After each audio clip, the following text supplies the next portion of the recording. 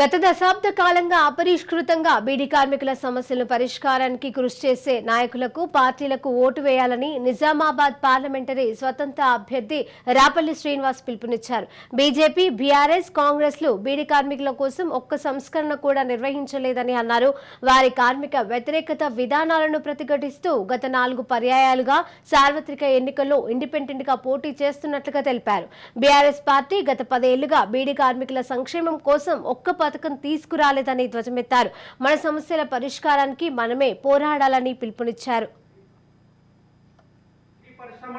BJP ప్రభుత్వం మొత్తం దీన్ని బంద్ చేసే విధంగా ఏదైతే చట్టాలు తీసుకొస్తుంది. కాబట్టి దయచేసి మేము చెప్తున్నాం, ఈ జిఎస్టీ రద్దు చేయాలి, బీడీ పరిశ్రమ మీద ఆంక్షలు ఏదైతే ఎత్తేయాలి అని అనేక ఉద్యమాలు చేసినప్పుడు కూడా స్పందించలే. ఇక్కడ స్థానిక ఎంపీ అరవింద్ గారు 5 సంవత్సరాల్లో ఎంపీగా ఉన్నారు. ఒక్కసారి కూడా బీడీ కార్మికుల గురించి పట్టించుకోలే. జిఎస్టీ రద్దు కోసం ఒక లెటర్ ఇయ్యలే. బీడీ కార్మికులు 20, 30, 40, 50 ఏళ్ళు కష్టపడి చేసి రాజీనామా చేస్తే 1000-1200 పింఛన్ వస్తుంది. వాళ్ళు గోసపడుతున్నారు.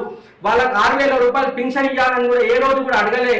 అదేవిధంగా బీడీ కార్మికుల పిల్లల స్కాలర్షిప్లు ఇప్పించేది ఉన్నప్పుడు కూడా ఈ ప్రాంతానికి పెద్ద ఎత్తున ఇప్పించింది లేదు.